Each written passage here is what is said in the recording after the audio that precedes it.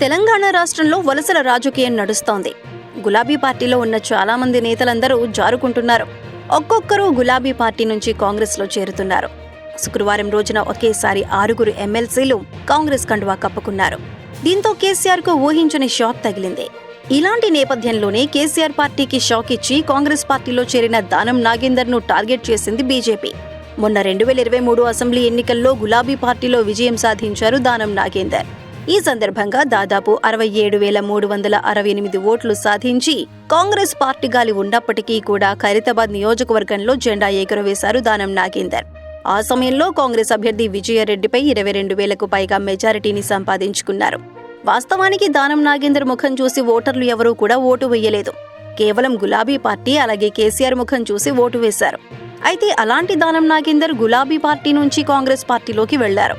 దానం నాగేందర్ చేరిన తర్వాత వరుసగా వలసలు పెరిగాయి. అయితే ఇప్పటికే దానం నాగేందర్ పై అనర్హత పిటిషన్ వేసింది గులాబీ పార్టీ. అయితే దానం నాగేందర్ విషయంలో గులాబీ పార్టీ స్పెషల్ ఫోకస్ పెడుతోంది. ఎలాగైనా దానం నాగేందర్ పై సస్పెన్షన్ వేటు వేయాలని స్పీకర్ కు కూడా ఫిర్యాదు చేసింది భారతీయ జనతా పార్టీ. అయితే దీనికి కారణం లేకపోలేదు. ఒకవేళ దానం నాగేందర్ పై వేటు పడితే ఖచ్చితంగా అక్కడ ఉప ఎన్నిక వస్తుంది. ఈ నేపథ్యంలో మొన్న లోక్సభ ఎన్నికల్లో బీజేపీకి దాదాపు ఆ నియోజకవర్గంలో భారీగా ఓట్లు పడ్డాయి. అలాగే ఖైరతాబాద్ బీజేపీ అభ్యర్థి చింతల రామచంద్రారెడ్డి చాలా స్ట్రాంగ్ గా ఉన్నారు.